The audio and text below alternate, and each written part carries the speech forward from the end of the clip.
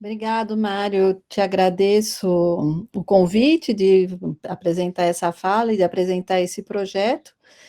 E o objetivo justamente dessa fala é de apresentar o projeto e as principais realizações dos últimos 2 anos, 2017 e 2019, onde fizemos várias coisas, e ela visa também a discutir os desenvolvimentos que nós lançamos e que estão em andamento neste ano e que vão além de 2020. E bom, então, o projeto CBMA foi iniciado em 2004, já é velhinho. Em 2004, ainda não, o termo Digital Humanities não existia, foi, aliás, o ano em que ele apareceu. E mas a relação do medievalista com o computador é bem antiga, né? Data pelo menos dos anos 60, 70, tem várias iniciativas. Aliás, os medievalistas são um dos precursores nesse tipo de relação, uso do computador na pesquisa.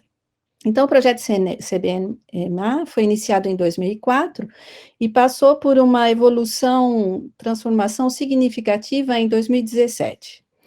Então, a plataforma inicial de documentos diplomáticos tornou-se, então, uma plataforma de multitipos diplomáticos, quer dizer, de diferentes tipos de fontes, desculpa. Nós passamos, assim, das chartae, das cartas ou dos atos diplomáticos, para o corpus. O projeto foi lançado e está se desenvolvendo no contexto que nós conhecemos todos, que é um contexto social, né, de informatização generalizada da sociedade, e no que nos toca, de uma digitalização cada vez maior e sem precedentes de uma grande massa de documentos, levando a novos métodos de pesquisa. O objetivo da equipe CBMA é disponibilizar aos pesquisadores, em acesso aberto, isso é muito importante para nós, aberto, um corpus fundamentado, geograficamente circunscrito, facilmente acessível e adaptável. O corpus pode ser, assim, utilizado por si mesmo, pode servir como um ponto de comparação com outros corpora, e também ser utilizado para abordagens em diferentes escalas, local, regional ou europeia. A partir de 2017, a equipe CBMA vem trabalhando na constituição de um corpus estruturado e heterogêneo de textos latinos medievais relativos à Borgonha, do século V ao XV. Então, nós partimos do que havia sido realizado nos anos anteriores, um corpus eletrônico e um banco de dados monotipológico de 29 mil documentos diplomáticos, de cartas, né? Vocês estão vendo aí um exemplo de um pergaminho, de um ato da abadia de Cluny. Este primeiro corpus foi transformado em um corpus composto por diferentes tipos de documentos, narrativos, teológicos, normativos, epigráficos, etc. Entre 2017 e 2019, nós montamos 2 subcorpora principais. O primeiro é composto por textos hagiográficos. São 328 textos relativos aos santos e às santas, então são vidas, paixões, translações, milagres, como imagem eu coloquei um detalhe do manuscrito 1 da Biblioteca de Semur-en-Auxois, sobre os quais, que contém a vida de São João de Réaume, e sobre o qual nós trabalhamos vários anos em um seminário. E o segundo subcorpora é composto por inscrições epigráficas. Ele contém 1.418 textos, dos quais 471 já haviam sido editados e aos quais foram adicionados 947 textos inéditos, na sua maioria do final da Idade Média. Este corpus epigráfico é composto de 60% de inscrições funerárias. Junto com as inscrições, vários textos em francês antigo foram incluídos no corpus. Este fato, que não era esperado, programado, conduz a novas propostas para o desenvolvimento futuro do CBMA, o de um corpus plurilingüe. Além das inscrições relativas à Borgonha, as inscrições relativas à Provença foram reunidas seguindo os mesmos princípios em 2019. São, no total, 850 inscrições, das quais 452 são editadas e 398 são adicionadas.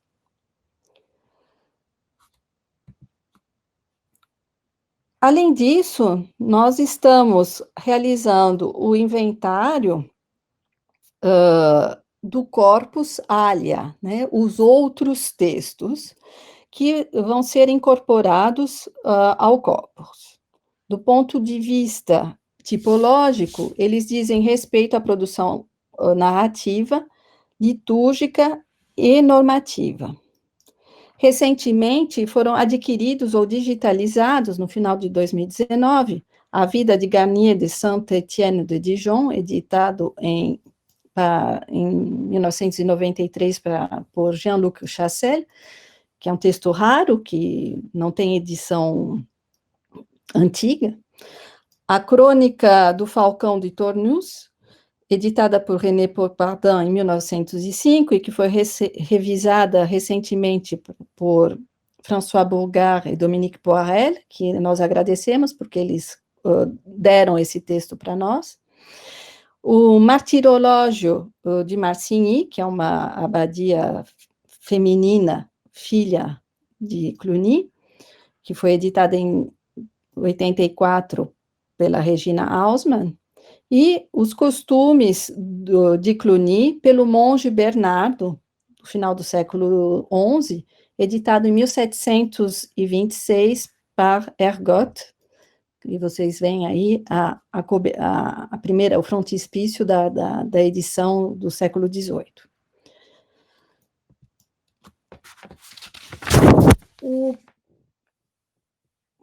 Gostaria agora de comentar com vocês o processo de obtenção e de formalização do corpus, que é composto de uma série de etapas principais, de operações.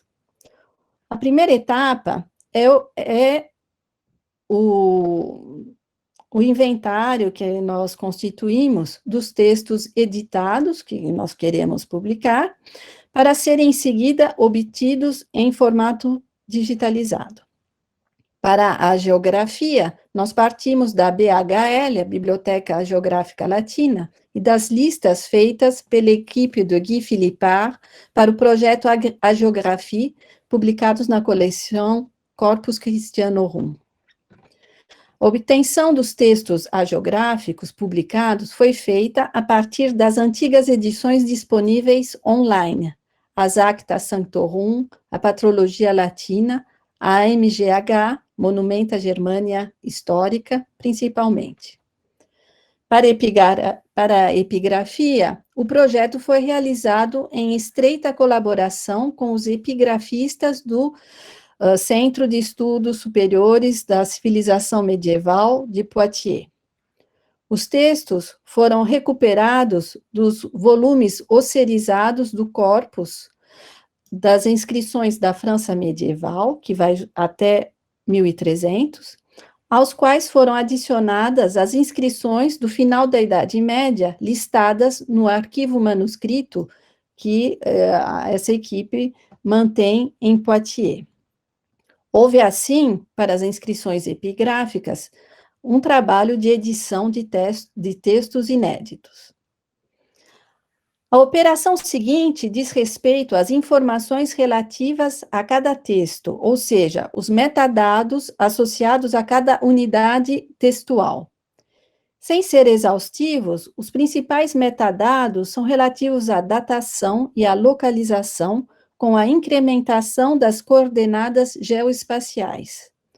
Os atores envolvidos na produção do documento também são indicados: o autor, a instituição promotora, entre outras coisas. Previamente, nós criamos um conjunto de metadados adaptados para cada tipo de fonte. Definimos um conjunto de especificações que foram discutidas em um workshop com os especialistas de cada tipo de documento. Um exemplo particularmente delicado diz respeito à geografia. Entre outras coisas, foram discutidas as dificuldades em definir o quadro geográfico Borgonha em si mesmo, mas também em relação à lista de santos e aos textos compilados. Por exemplo, como lidar com o caso da vida de Odon de Cluny, escrita na Itália por volta de 954, por João de Salerno, um monge romano, discípulo de Odon.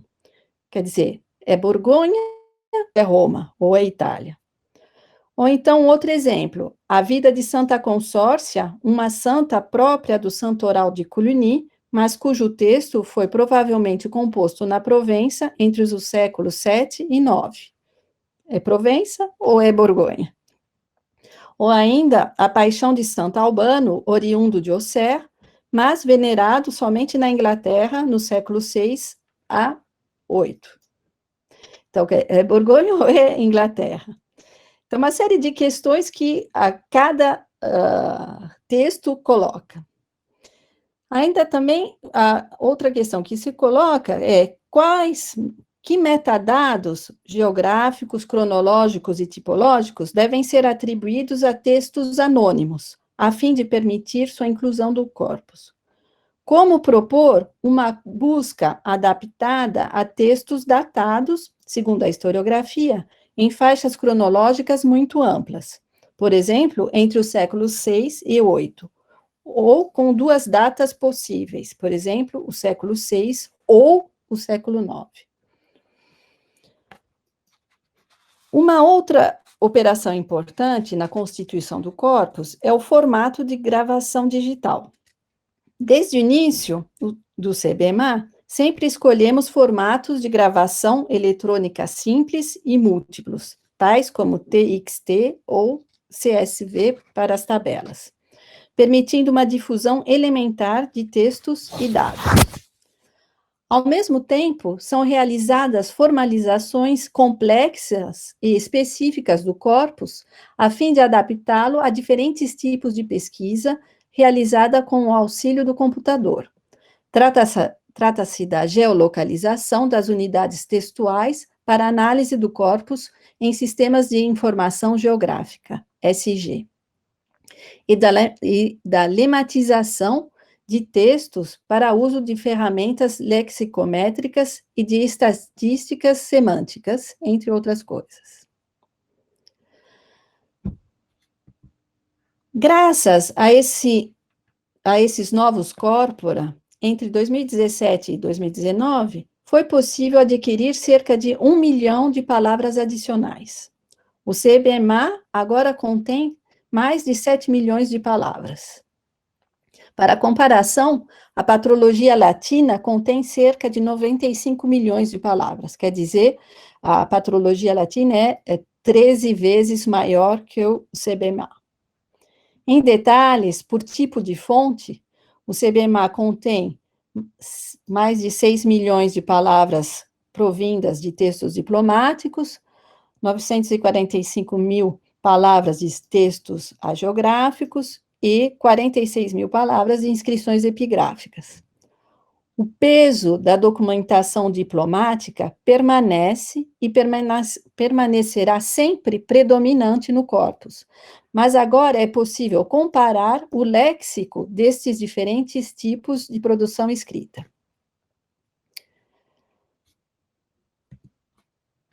Para consultar e baixar os corpora e os metadados, pode-se explorar o portal do projeto, que é hospedado pelo Humanum, que é uma plataforma para ciências humanas e sociais aqui da França. Pode-se também consultar no GitLab todas as etapas do projeto e as últimas atualizações.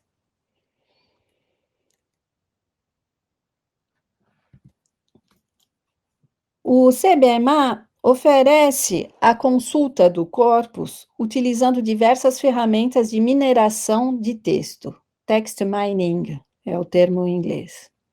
Estas ferramentas podem ser usadas para criar tabelas de concordâncias, para pesquisar coocorrências e para realizar análises estatísticas. Os corporas diplomáticos e epigráficos foram lematizados e pré-formatados para o TXM. TXM em português, textometry, é uma ferramenta para análise de grandes corpora de textos que utiliza os métodos de lexicometria e estatística textual, com a possibilidade de produção de gráficos, análises fatoriais, entre outras possibilidades. Os corpora também podem ser consultados com Philologic 4. Philologic não realiza cálculos avançados como TXM e não usa lematização, mas oferece uma interface gráfica ergonômica para a consulta do corpus e para a busca de coocorrências. Foram montadas 3 plataformas, com textos diplomáticos, hagiográficos e epigráficos. O corpus diplomático também pode ser consultado com o No Sketch Engine. Esta ferramenta realiza uma busca inteligente nos corporas lematizados, realizando cálculos com diferentes parâmetros, produzindo amostras aleatórias, entre outras coisas. Como parte da colaboração com o arquivo departamental da Côte d'Or, em Dijon, além do corpus textual digitalizado, o projeto CBMA também está disponibilizando documentos originais digitalizados. Em 2019, uma importante evolução técnica foi implementada com a criação de uma plataforma compatível com as normas 3F e consultável com o visualizador Mirador. A Biblioteca Digital CBMA contém 64 manuscritos, incluindo cartulários, livros de contas e vários outros documentos, como as tábuas de cera da Abadia de Cister. Aqui está a lista das últimas 10 incorporações, que são cartulários e registros contábeis, principalmente provindos de Cister e da Ordem de Cister. Para nós é interessante porque quando se vê coisas digitalizadas, sempre são aqueles manuscritos bonitos, cheios de imagens, e os nossos são textos, são aqueles manuscritos mais áridos, né, que não tem muito ibope, mas que são muito importantes para a gente estudar. Para passar da enumeração do nosso projeto, do que foi feito, mas passar da enumeração ao uso efetivo dos corporas, eu gostaria de mostrar alguns exemplos de pesquisas exploratórias utilizando os corporas CBMA e as ferramentas adaptadas como o TXM, utilizando-os aqui na exploração do corpus hagiográfico. A análise estatística do léxico utilizado pode ajudar na datação dos textos hagiográficos sem data. Neste gráfico, observamos a análise fatorial das correspondências por século do corpus hagiográfico. A análise fatorial das correspondências mostra a aproximação e a oposição entre os textos. Essas são análises e interpretações que ainda precisam ser verificadas e, sem dúvida, corrigidas, e que eu estou dando aqui apenas como exemplos das possibilidades que esse tipo de pesquisa pode trazer. Então, neste gráfico, existem dois grupos principais. À direita, rodeada de azul, a Alta Idade Média, do século V ao IX. À esquerda, cercado de verde, a Idade Média Central e a Baixa Idade Média, do século X ao XIV. No meio, cercado de vermelho, os textos sem data, é o SD que vocês estão vendo aí.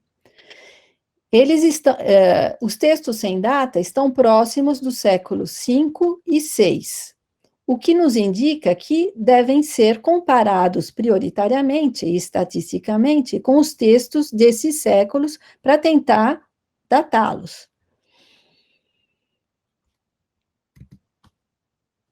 Outro tipo de análise estatística, o clustering, ou agrupamento, dá um resultado semelhante. Os textos sem data estão no ramo dos textos do século VI, cercados de vermelho embaixo aí do slide. Passando a um outro gráfico, esse segundo gráfico, mostra a análise de correspondência fatorial de textos hagiográficos segundo a diocese onde foram redigidos. Pode-se observar que as dioceses do sul e do norte da Borgonha se opõem. Rodeado de verde, o sul, Mâcon, Nevers, Châlons, e de azul, o norte, Langres, Sens, Auxerre. Em vermelho está indicada a diocese de Autun, estão vendo aí embaixo, que em outras análises, por exemplo, só com o corpus diplomático, aparece sempre separadamente e mostra, assim, um desenvolvimento particular em relação à produção escrita. Em marrom, são agrupados os textos não localizados, é o SL que vocês estão vendo aí, sem lugar, que aparecem próximos de Langres e que, portanto, devem ser comparados com os textos do norte da Borgonha, a fim de propor uma localização. Então, essa é uma pista que uma análise, uma vez que o corpus está pronto, que você coloca no TXM, que você cria o subcorpus e que você apoia num botãozinho, aparece e já te dá uma dica de como prosseguir a sua pesquisa. Um outro exemplo de pesquisa exploratória com o TXM diz respeito ao status e ao gênero das santas e dos santos. Neste terceiro gráfico, há duas oposições principais. Por um lado, os santos eclesiásticos, que estão cercados de azul e verde à esquerda, então, moine, monge, padre, abade, no verde, penitente, arquidiácono, bispo, ou os desconhecidos, no círculo azul, e no círculo marrom, os leigos. Sobretudo, nesse gráfico, a principal oposição está relacionada ao gênero dos santos, homens e mulheres, pois as santas virgens estão completamente isoladas à direita, no círculo vermelho. Este gráfico é bem nítido a diferença, que uma vida, na maioria dos casos, é vida de uma santa e dos santos masculinos, tem um léxico completamente diferente, mas bastante diferente, e esse gráfico mostra esse tipo de distinção. Um outro elemento que eu gostaria de contar para vocês, para terminar, eu queria dar 2 exemplos de retrodesenvolvimento do corpus, utilizando o corpus epigráfico. O objetivo é mostrar como a exploração do corpus pode contribuir para o seu enriquecimento retroativo. Então, vou contar a história. Na década de 1970, o corpus das inscrições da França medieval, realizada em Poitiers, agrupou as inscrições listadas de acordo com os atuais distritos territoriais franceses, os departamentos. Embora estes distritos sejam convenientes para organizar a publicação dos volumes das inscrições, eles são anacrônicos em relação à Idade Média.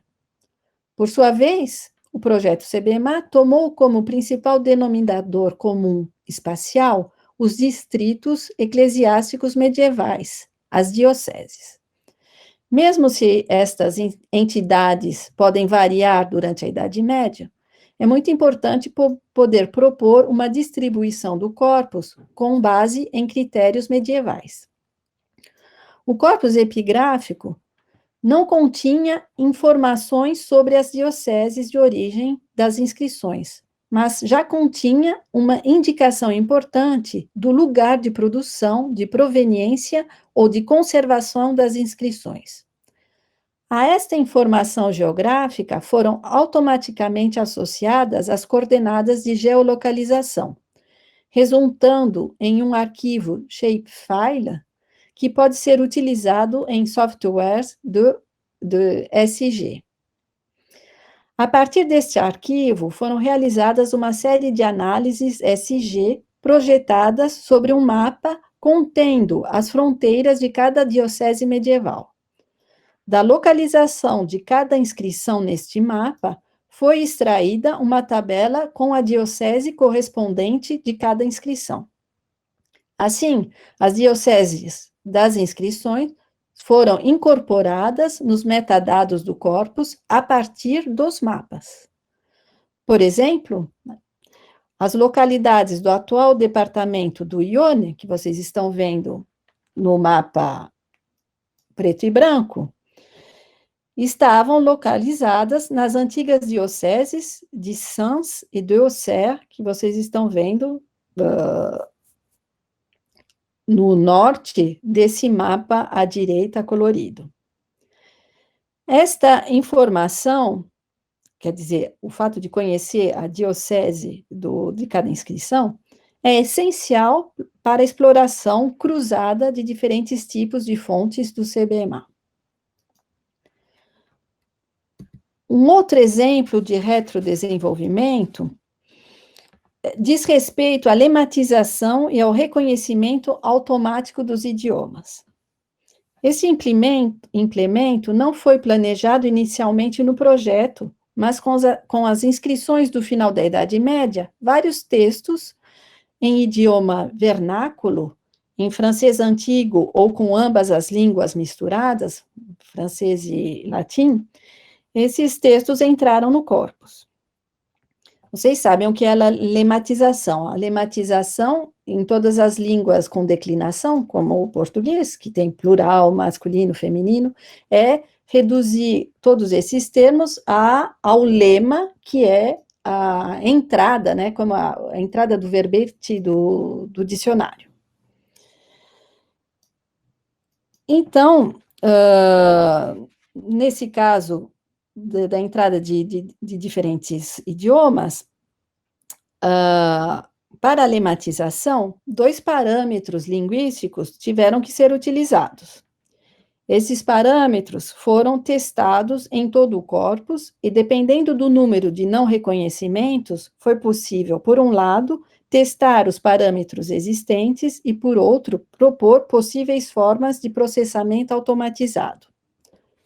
Após a formalização do corpus, o desafio era observar até que ponto o conjunto de rótulos linguísticos atribuídos pelos epigrafistas ou filólogos às inscrições, quer dizer, os textos já tinham sido pré-categorizados entre latim, francês, latim, francês, predominância do latim, francês-latim, predominância do francês.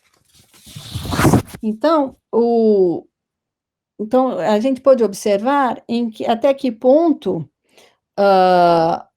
o que foi feito à mão corresponderia ou não à granularidade resultante de uma análise computadorizada dos textos, cujos parâmetros são estabelecidos por idioma.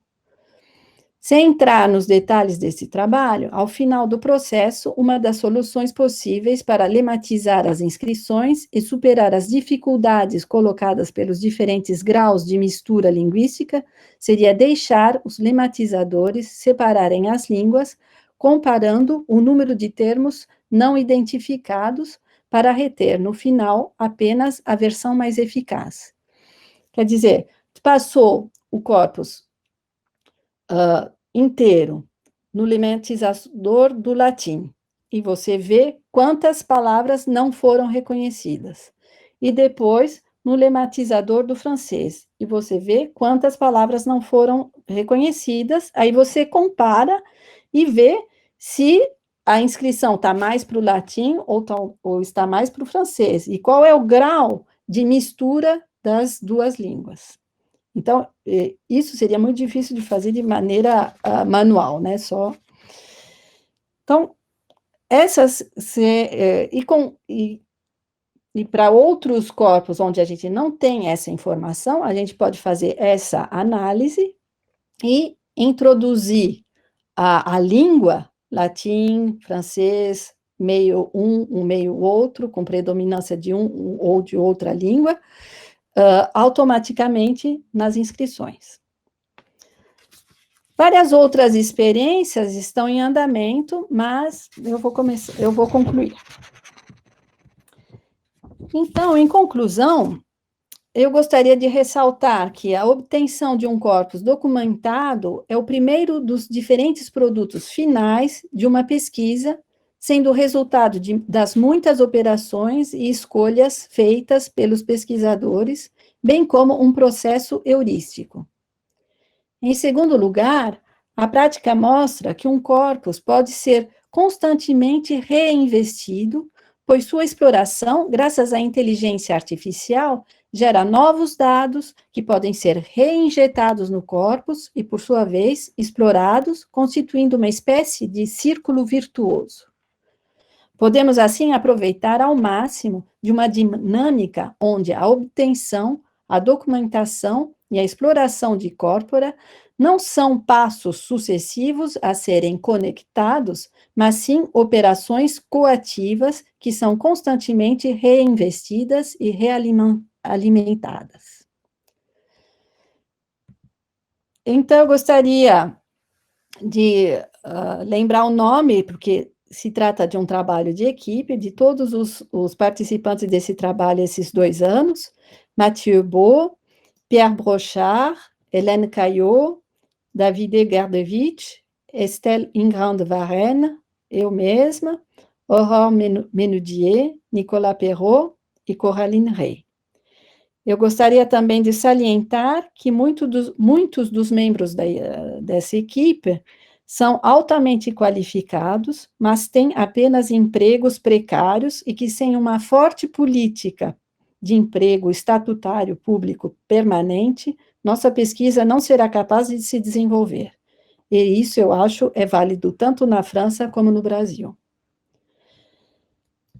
E eu, para terminar, gostaria também de agradecer aos nossos parceiros institucionais, além do LAMOP, que está realizando este projeto, outras equipes outros parceiros têm ajudado, o Labex Aztec, com parceria com o IRHT, o Centro Jean Mabillon, da Escola Nacional de Chartres, o CERCOR, de Saint-Étienne, também o consórcio Fontes Medievais, do CNRS, e a equipe de Poitiers.